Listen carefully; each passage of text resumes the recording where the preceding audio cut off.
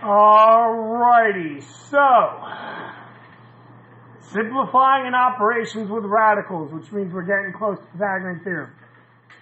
Alright, so for non-perfect squares, we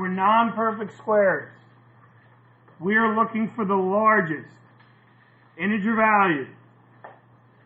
We're looking for the largest integer value that is a factor of the number under the radical symbol that is a perfect square.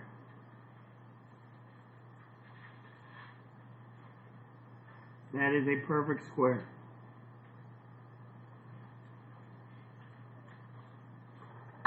Okay? So we're not estimating. Alright? So in other words, most people are good with the square root of 25 because it's a perfect square. What's the square root of 25? 5. What we're going to be working on for the next couple of days is something like square root of 27. Now, if you put in the calculator, you get 5 point something. That's not what we want. We want the exact answer. And we're going to end up realizing that that's equivalent to 3 root 3. And we're going to do that through a little practice on the back. The square root of 252. Now, we will eventually give you a typed out version of this. But you can use the graphing calculator to test all perfect squares in one motion. So this is what we mean. So we go here. Here's our calculator. And again, we'll give you the idea of this. Alright? But we hit stat and edit. That gives us a list. Alright?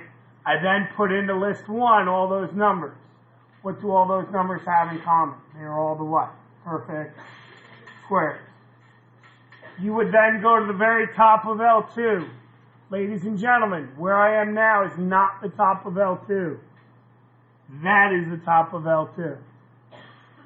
You then enter the number we're trying to simplify, in this case 252.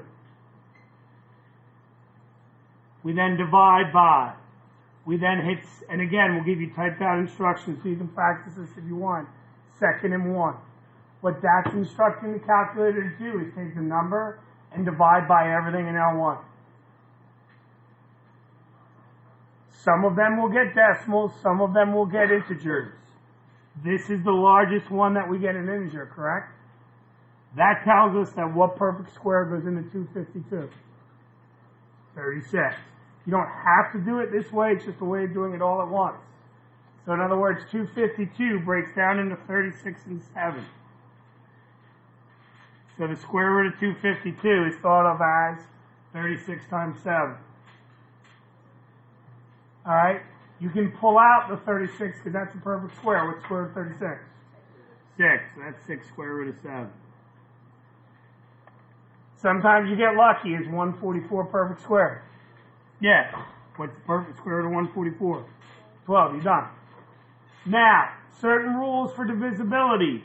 What's 5 plus 4?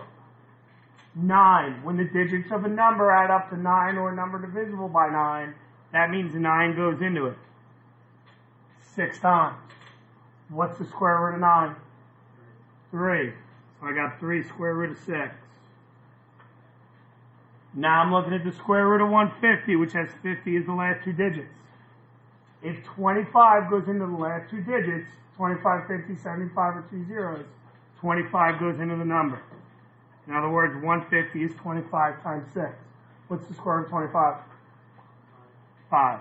So that becomes 5 square root of 6. Alright? That is where we will pick up tomorrow.